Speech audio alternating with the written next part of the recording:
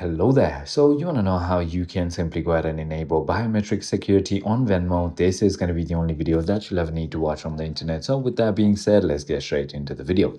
First things first, simply go ahead and open your Venmo application and log in into your account.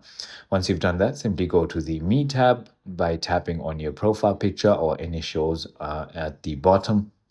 Once you've done that, tap the gear icon in the top right corner to open settings and then find security settings. On iOS, simply select the Face ID and passcode. On Android, select passcode and biometric unlock or PIN code and biometric unlock.